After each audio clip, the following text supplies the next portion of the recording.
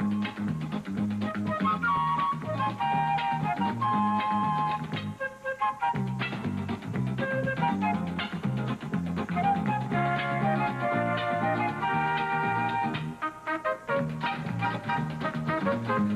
all play What's My Line?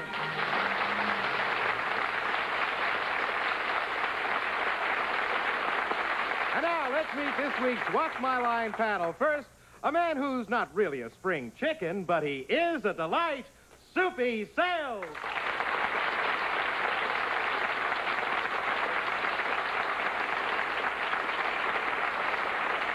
Thank you. And thank you, Chet Gould. Well, it's really a pleasure to welcome to our panel for the first time this beautiful young lady. She is a Metropolitan Opera star and one of the great beauties of the world. Would you please welcome Anna Moffo?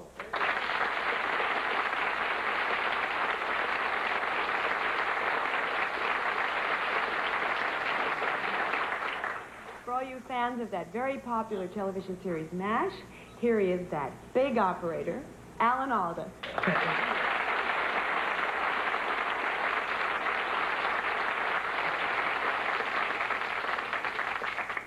And here she is for the 1000th time, and just as charming as the first, Arlene Francis.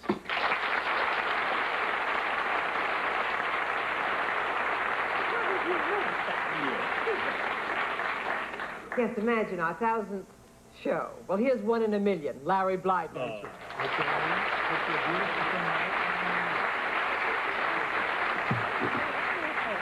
Hello, all bodies. Hello there. Arlene, you look like a flower garden today. I am. I'm in the flower garden of your heart. Okay. Hi, Anna. Hi. Welcome to wherever we are. It's lovely that you're here, Alan. Thank you. We got Anna, Alan, Soupy Salas, and Arlena Francese today. It's a kind of a... Listen, there is a great highlight player in Miami named Salas, and every time I go there, I bet on him because it's spelled the same way. Really? Yeah. Portuguese Great. guy, I bet. I don't know. Basque. Huh? It's a great game highlight. Boy, it really Which is not getting us anywhere. Would our first challenger enter and sign in, please?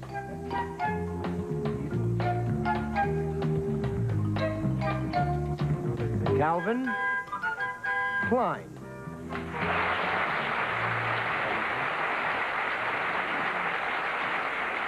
Where are you from, Mr. Klein? I'm from New York City. All right, panel. Calvin Klein, as I'm sure you ladies know, is a designer of women's clothes.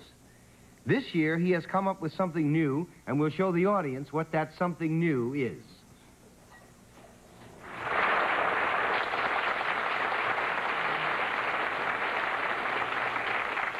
And we'll start the game with Arlene Francis. Thank you, Mr. Klein. I'm happy to see you. Does the, whatever you have come up with, is it in the apparel family? Yes. Is it worn by women? No. 1 down and 9 to go, Soupy. Is it worn by men? Yes. Oh, I thought that was it. Mr. Klein, this thing that's worn by men, is it worn, say, when they're indulging in a sport? It could be. But essentially, it isn't really the point of what we're after, Soupy. I thought maybe it might be some tennis outfit, you know. No, it really Okay. isn't in that nature, which is why I was going to help Okay out. for you. Go get him, Anna. Anna, you're on. Is what you're making made out of a acrylic or not Not customary not fabric? customary fabric, something like no more. I'll change that. May I change that? Yeah. Is it made out of something to do with paper or? No. No. 3 down, 7 to go, Alan. This apparel is worn by men. Yes. Yeah. Do you see it when they wear it? Yes. I mean, if you were wearing it now, would I see it on you? Yes, you would. Can I take it that you're not wearing it now? That's right. When men wear it, do they wear it above the waist? Sometimes. Sometimes, yes. Do they wear it sometimes below the waist? Sometimes, yes. You little devil. No help at all, eh? Well, does it come in various colors? Yes, it does. Does it have any protective function? Sometimes. Yes. Yes, from the elements, for instance. Yes. Yeah. Sometimes. Sometimes, eh? But can we take it that you don't wear it in particular weather only? You can wear it in all weather. Yes, that's right, you don't. Yeah. Do you, is it that you have designed something normally worn by men in a different way, or you've invented some new thing from, that's an either-or question. Have you designed something that's already worn by men, but you've designed it in a special way? I tell you, Alan, we're out of time, and that's such a tough question to answer. Is it a caftan? No, No. it's not. It's matching clothes for men. And it's an extraordinary kind of thing he's doing.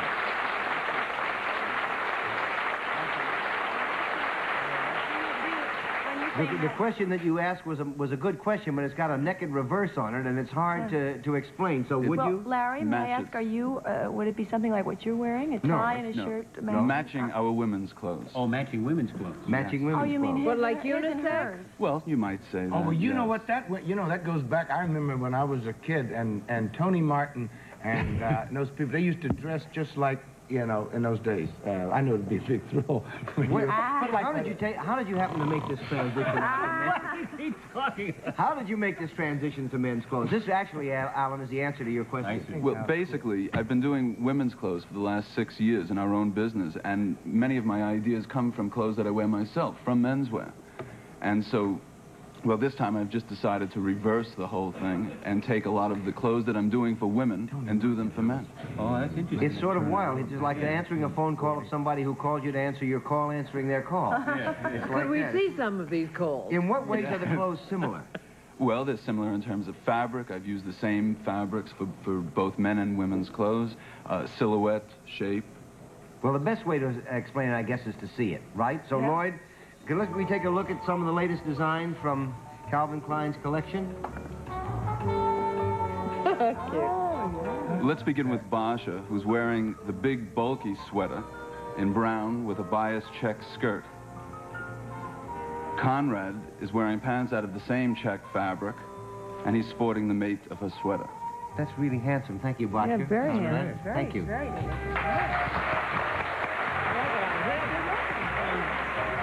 Looks like men's clothes. This is Lodencloth, isn't it? Yes, it is. And Stephanie's wearing the Loden shirt jacket, which is lined in paisley to match her scarf, a white turtleneck, and herringbone straight-leg pants.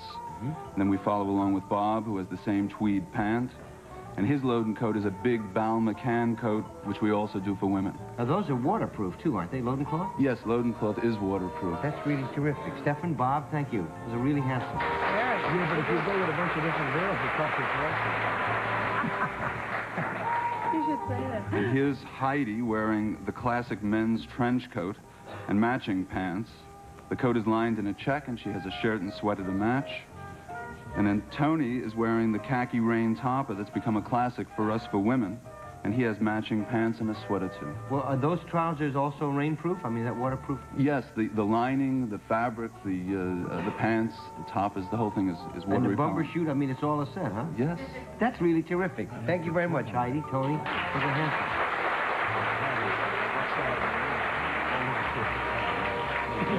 And then for evening, Norma Jean has chosen the long black cape. It's in wool, it's unlined, and underneath she's wearing a strapless matte jersey dress. She sure is, isn't she? Yes. And Antonio is wearing a wrap coat in black with black fox collar, so that fur is not just for women, it's for men, too. I tell you, Norma Jean Antonio, it's dynamite. It's another period. It's sensational. Open the back of the house. Calvin, it's really handsome. Thank you for being with me.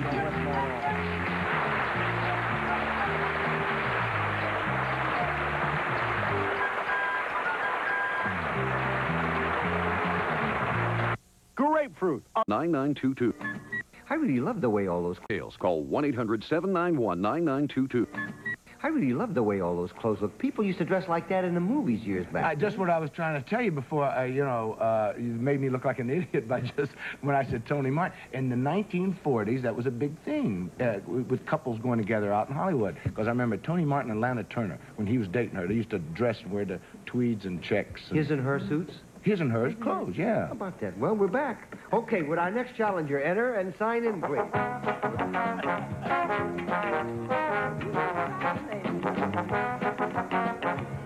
Alfred Lipton.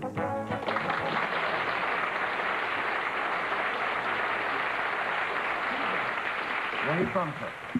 Woodmere, New York. Okay, panel. Alfred Lipton deals with a product that is used out of doors. We will now show the audience what his product is.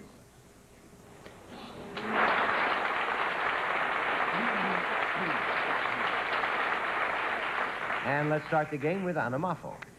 Out of doors in an area of your home, like a lawn, is your product used? Yes? Possibly. Is it a seasonal product? I mean, do you use it only in the summer or in the winter? Yes. Yes. It depends on where you live, Anna, but generally I guess it would be seasonal if you lived up here. Yes. Does it have something to do with helping your something on your land to grow?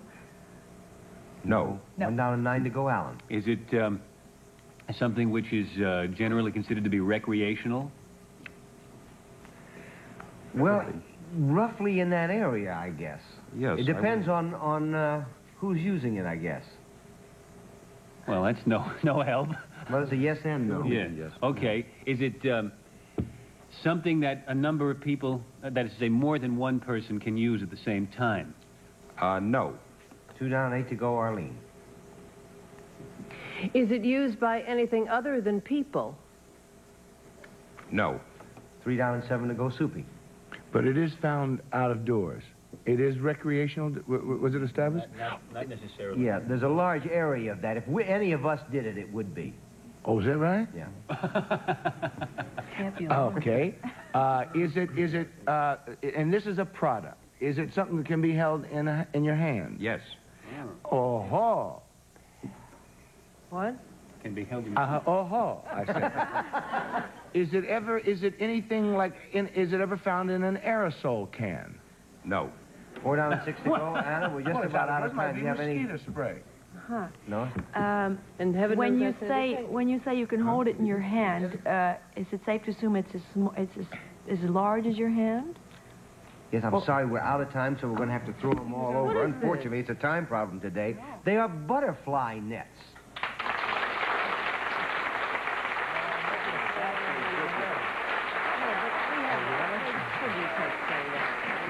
There is your average butterfly net right there. Alfred Lipton is with the Butterfly Company, the world's largest maker of butterfly collecting equipment. How many of these do you sell a year? Well, that's a trade secret, but it's safe to say hundreds of thousands.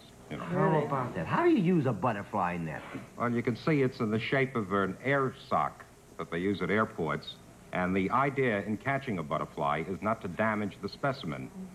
So we sweep it out, and then when we have it there, we just turn it over to try to capture it in the bottom part of the bag. And that's all there is to it. That's all. Now, fellas, armed with your butterfly nets, I have everybody out this spring, and away we go. Thank you very much for being with us on What's My Line.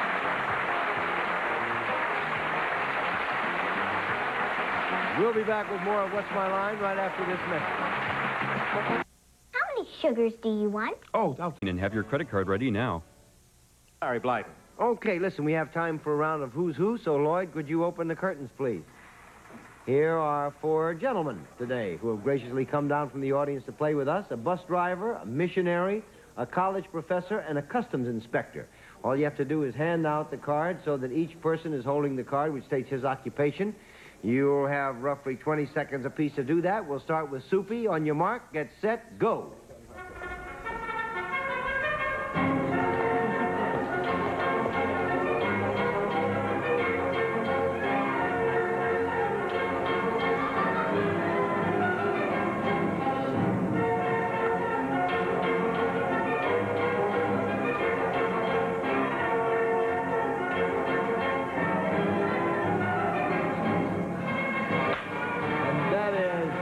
correct. And here is Anamorpho.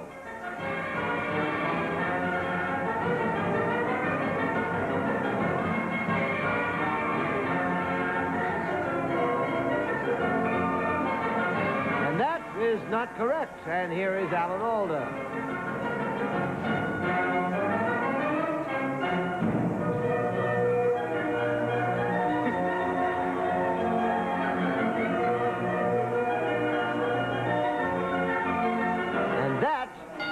Correct.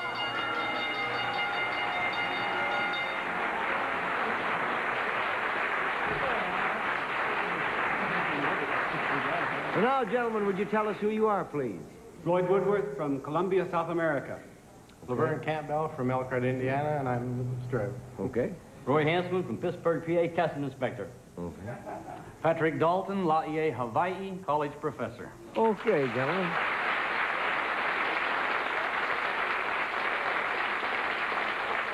You're as interesting a group of gentlemen as we ever had on this program. It's wonderful that you came down to play with us. Thank you very much. You won $50 and a special gift for each of you, and thank you for playing Who's Who on What's My Line. Thank you very much. Yes, each member of the Who's Who team today will receive a Samsonite Silhouette Softy, the casual carry-on suitor featuring 3 compartments for efficient packing. Samsonite, we make travel a little easier. And now it's time for the special feature of What's My Line, the appearance of our mystery guest. Are your blindfolds all in place, panel? Yes. They certainly are. Then would our mystery guest enter and sign in, please?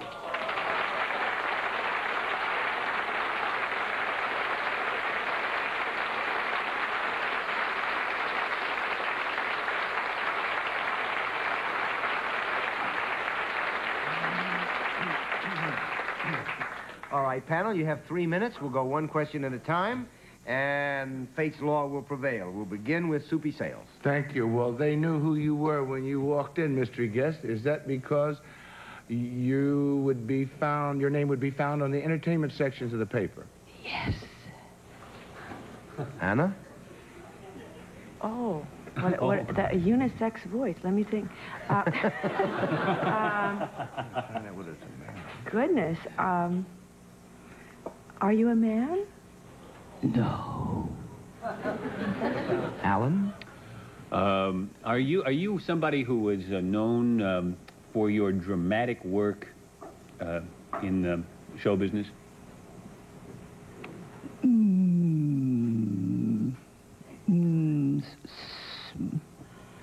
Sometimes. Arlene? Our mystery guest went to sleep there for a minute. Did Soupy establish that television is the best known No. medium? Are you best known for your work in television? Yes. Soupy? Is that because you have had or you have a show of your own? In a manner of speaking, Soupy, yeah. Anna? In a manner of speaking, may I assume then you do not have a television series? Or you're not on a... No. Alan? That... Oh, No, wait a minute. That's a yes, isn't it? Oh, no, you are correct. That Did you ever have it? I believe that I recognize your voice. Did you ever have a television series of your own? No. Arlene? I don't know who you are. I know who you are. No, because there is no way you can disguise your voice from me. Oh. And I'm going to tell you in just a minute. First, I want you to know I'm crazy about you. Is it Kitty Carlisle Hart? How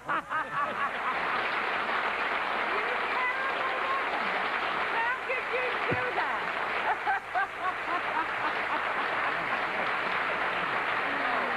Oh, dear, oh, dear. Hello, Anna. Hi. Well, I must say, Arlene, anybody who can recognize a whisper. That's My really dear, incredible. I knew her on the first whisper. You almost, did. but I just wanted to be sure. Oh. There is no way. Kitty has whispered to me since we were teenagers. That's true. That's absolutely true. All my secrets, too. All of them. That's So there you are.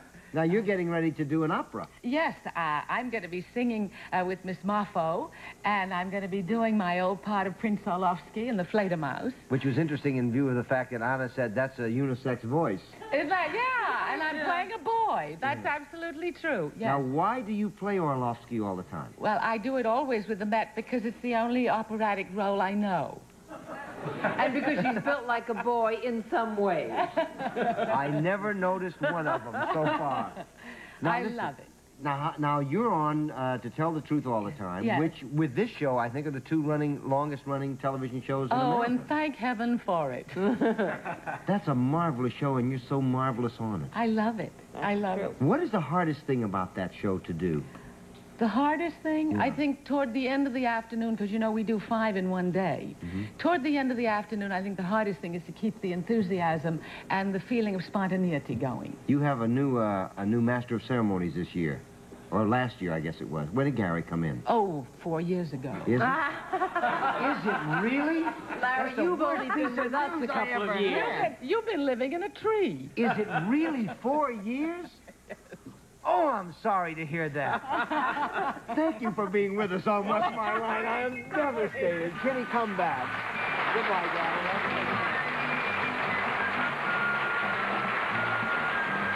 We'll be back with more of What's My Line after this message.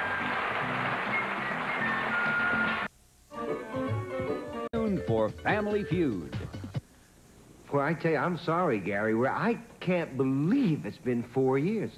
That Gary's see been how doing well he makes time flying? How the time goes by. You know, I have a friend, the converse of that in the theater is that I have a friend who really I think of as being loaded and working all the time. I saw the other day and said, gee, it's wonderful. You're rich now and you're doing great. He said, I did 2 shows in 15 months. Just goes to show you. I said, well, what about that thing you did? He said, that was 13 shows, and that was a year ago. Well, so long, everybody. We'll see you tomorrow.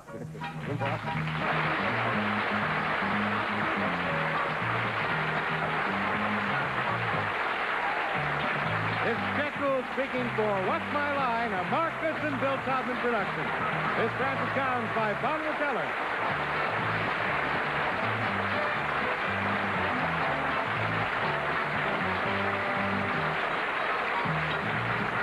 Want to see more occupations? Tune in to the classic version of What's My Line with John Daly, Sunday at 6 p.m. Eastern, 3 p.m. Pacific.